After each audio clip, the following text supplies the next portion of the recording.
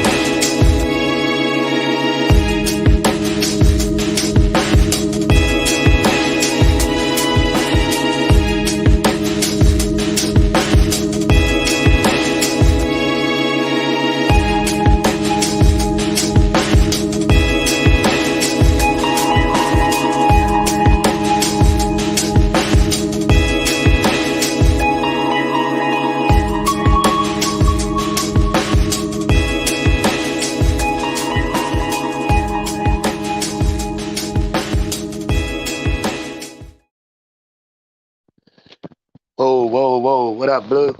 Man, what up, people? What up, what up, what up? Like, subscribe, and share. Like, subscribe, and share. Yak, Chicago's finest. Baby, baby, baby. Man, got some tragic news, though, today. Man, Baltimore Ravens great and Hall of Famer Ray Lewis. His son has passed away. Now, they're not giving a whole bunch of information about it, but what I've got from it is saying a drug overdose. Calling it a drug overdose, but the way his brother was talking, it was on purpose. So it's like a suicide overdose. So you know what I mean? That's like, man, want to send all the prayers and the support out to the Lewis family, man. Ray is one of them, you know what I mean? Ray, one of them real stand-up guys. I met him a few times while I'm here in Baltimore. I mean, he always stopped and talked to everybody.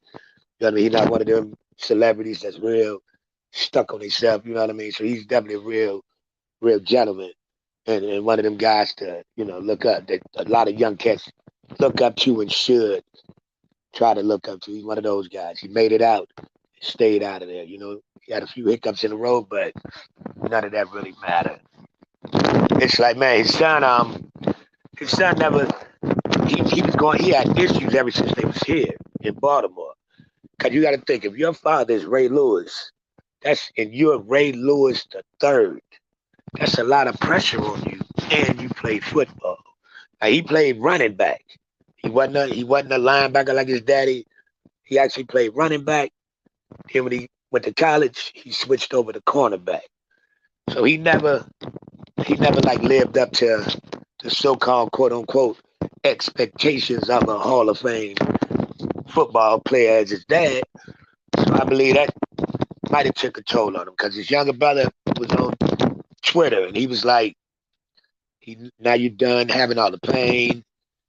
You know what I mean? You ain't got to fight no more now. I know you resting. You know what I mean? You settled now. So I believe he was going through some things already. And the ironic part about it, if you watch Ray Lewis got a documentary. I can't think of the name of it.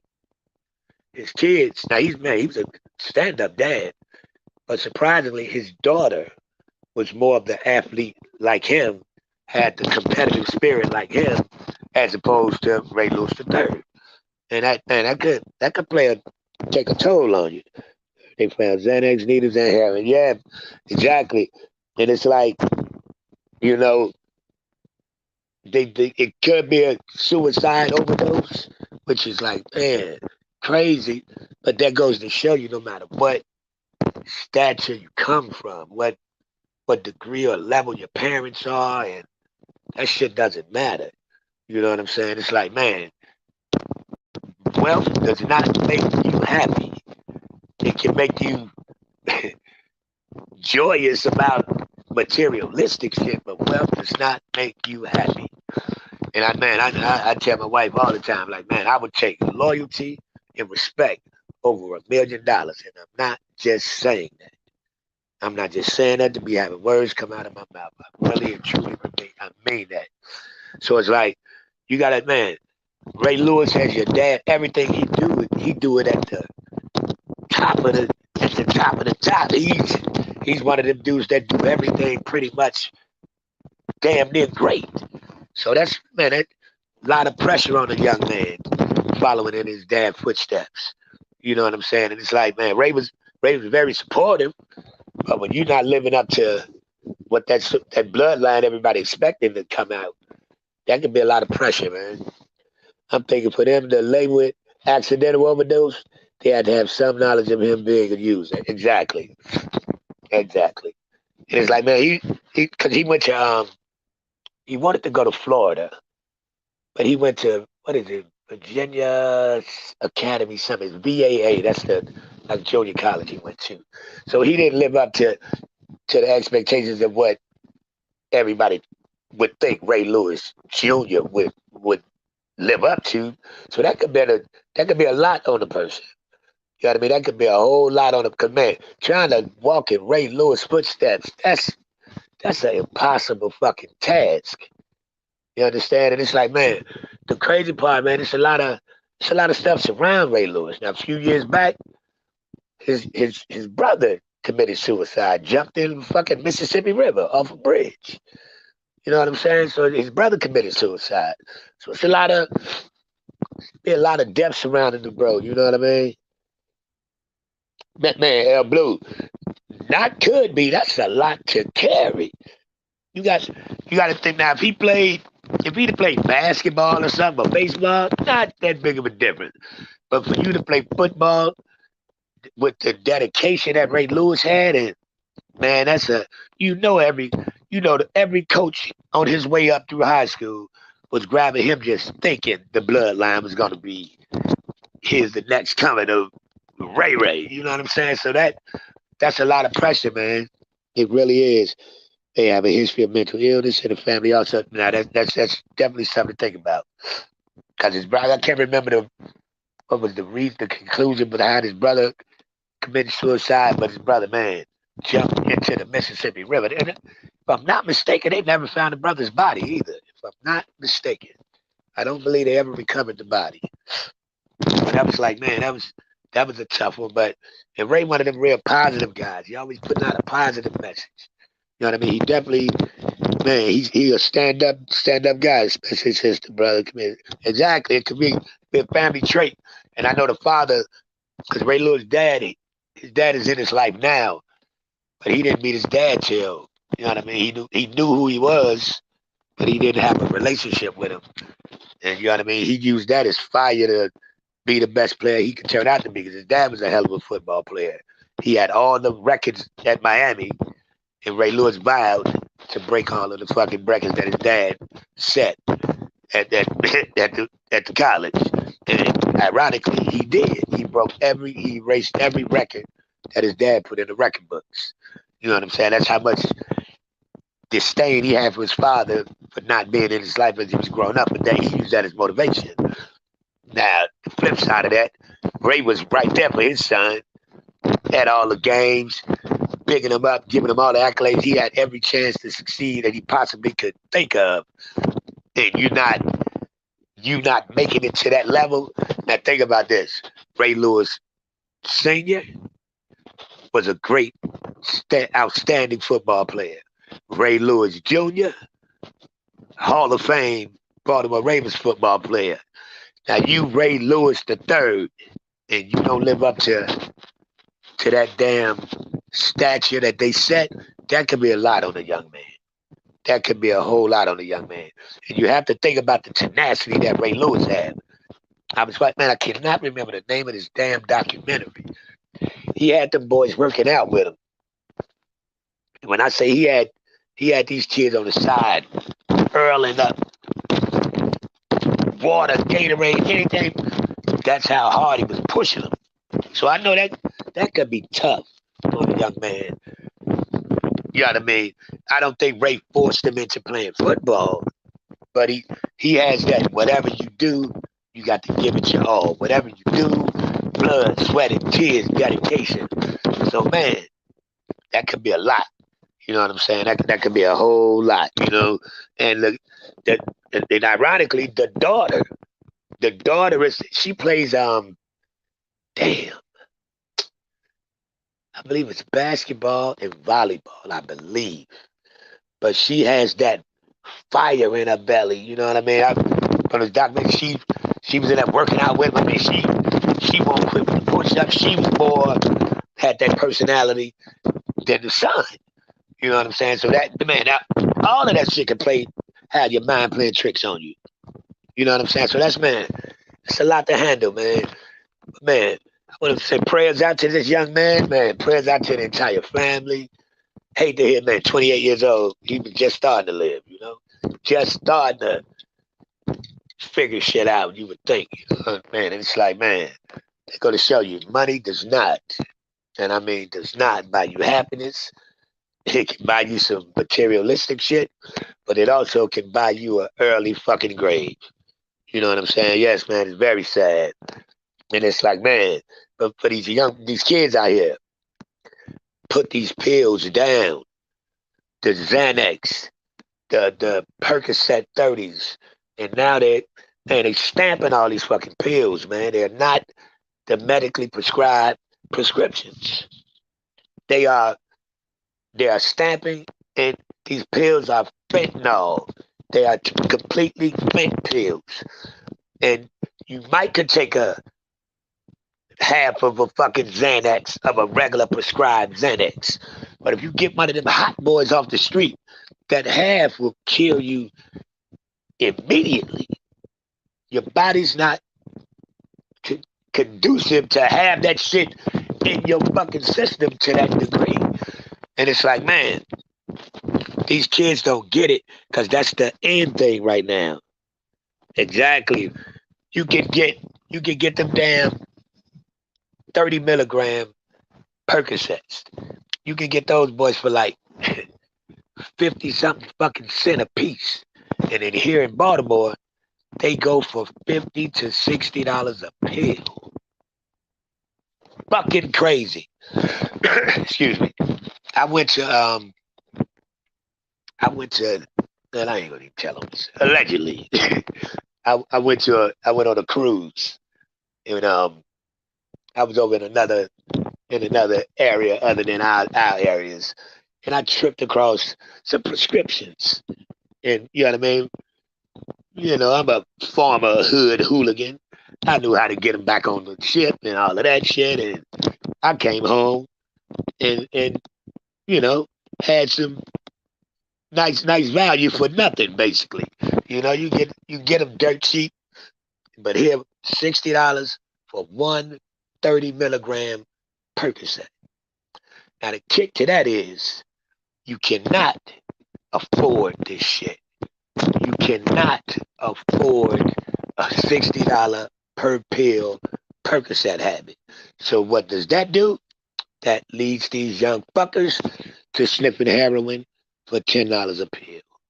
That's the, you know what I mean? That's the catch behind all of this shit. And the fucking government knows this shit. They knows it. They knows it. They knows it. It's like, and you can still buy scripts.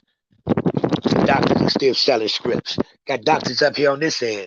$500, get you an appointment, get you stamped in you in the books, and you will have a every month prescription of Percocets. Every month prescription of Xanax. You understand? And this shit is coming straight from a licensed physician. You know what I'm saying? So it's like it's a doggy dog world, but the fucking government know. They know what's going on. It's a money thing. It's all about the money train. All about the money train. It's not about the lives we lose and these young men like this going at such a fucking young age. That's the furthest thing from their head. All they worried about, stacking them dollars. Stacking them fucking dollars. You go to these little small, and this is the part they fucked up at. It ain't just affect niggas. Usually, the color folk just go head first and that shit fucks our community up. But you got Becky's, the soccer moms, the football mom, all them motherfuckers in these little small towns, hooked on them prescription drugs. That shit backfired on them. That was not supposed to be the course that they ran. You have straight up PTA mothers hooked on fucking prescription meds. They can't fucking get them. They are fucking little high school kids to get fucking pills. Shit is serious, man. It's really serious. And it's like, man, all it takes is, and I went into something else, but this is important. All it takes is, if you do Percocets for 2.5 to 3 days straight, that's one Percocet. After that third day, you're going to wake up and feel like you're 80 fucking years old. You're going to have a habit after 3 days. That third day, you're going to need, not you want, you're going to need that fucking perk in your system, or you will be walking around here like the fucking Tin Man. That shit is a fact. That shit is serious. After that, man, Blue, after that 2.5 days, you going to feel like you 90 fucking years old until you get one up in you. As soon as you pop one up in you, whoa! Spider-Man, you flying around this motherfucker. You know what I'm saying? You chipper than a motherfucker as soon as you put one up in your system. I'm laughing because I'm on some goofy shit, but I'm dead serious, you know? Soon as you put one in your system, it's like, it's a whole, you like a new person. But what that entails tells you, now you have a habit. Now you have an opioid habit. Now you need these motherfuckers every day. Now you got to try to find them for the low. Now you got to try to find a scam. Go to the hospital, tell them you popped your knee, and they ain't going to give you nothing but the fucking fives, the inbox fives. Them ain't going to do nothing when you hooked on 30s, man. Come on now. And imagine $60 for one pill. Not a bottle. One pill. $60. How long can that habit last before you go over to heroin? How long? I knew some people that had 12 Percocet 30 habit a day. This was a young lady. Now imagine that. And she was a petite little thing. How the hell this little fuck hooked on 12 30 milligram Percocets a day? Crazy. I ain't no saint. I'd have popped me some motherfucking perks from time to time. I can't. One gonna put me on my fucking pockets. One got me, whoa, out of there. I wouldn't even attempt to pop two. How the fuck did somebody pop 12 in one day? Fucking insane. Was a young girl too. I had back surgery recently and was prescribed oxygen. Woo, but I never got addicted. Guess I don't have an addicted personality. Man, I am so glad for you, man. My ex-wife had she had back surgery, and she started taking and I believe they gave her oxys, if I'm not mistaken. She started taking them, and she might have took them for, because this she didn't smoke weed, she didn't do nothing. She would drink a beer from time to time. But it was like 2 or 3 days. She was like, babe, take these motherfuckers. Get them out of here. I said, man, you don't need them. She fucking tightened it up, and she held that shit out. She wouldn't pop another one. And then she wound up having she had knee surgery after that. And she went cold turkey without any of it. You know what I mean? She was like, no, she was catching herself wanting it more and more as far as that addictive trait, telling you, feed me. She like, hell to the no. And she told me, get them motherfuckers up out the house. And she wouldn't take them no more. And after that second set, I'm like, you're better than me. Because I don't do pain real well. You know, y'all women, y'all pain tolerance is a little bit better than ours. I can't handle that shit. I've been eating them motherfuckers like Skittles. I ain't gonna even lie to you. For real. But it's like, man, we need to have more communication, more talks, more YouTube platforms, to talk about some real shit that's going on in our community. It's going on in every community around this country. These prescription medications is killing our people, literally killing our people. I knew this one young lady, beautiful, drop dead gorgeous. Started taking Percocets, couldn't afford the habit. Started taking heroin, trying to keep up with her habit. Next thing you know, lost all her kids, out Dundalk Avenue selling ass. It was a tragic fucking situation, man. My back pain is extremely severe. I still get them, but I only take them every now and then. I built up a high pain tolerance. God, you good, Blue. Prayers to you. Don't let that shit get you. That shit is, man, it is serious, man.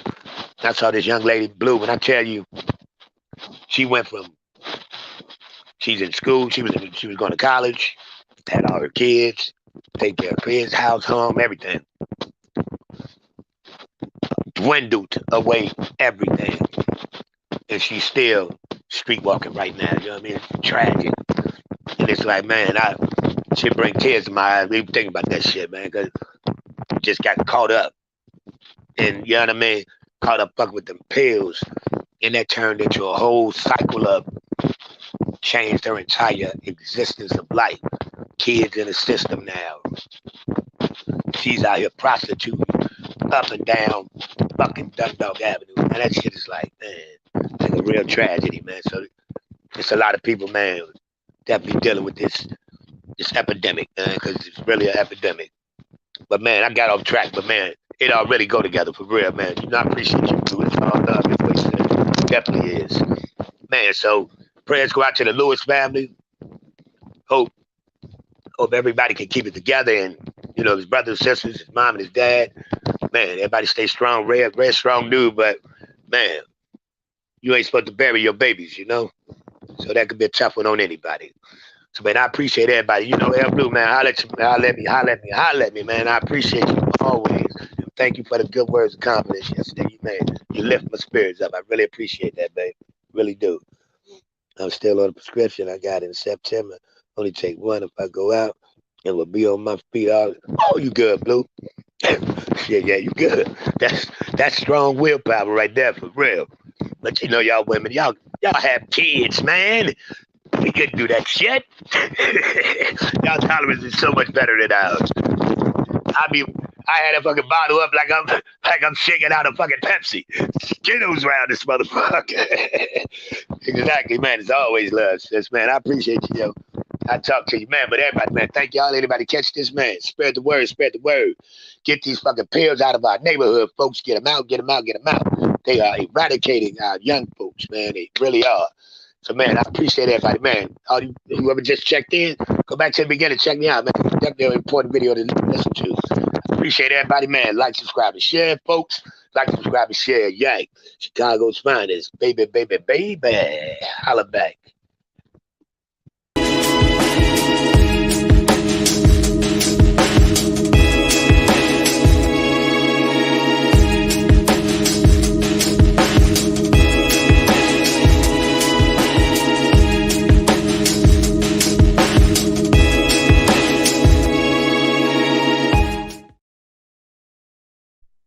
Thank y'all. Thank you. Truly appreciate it. One.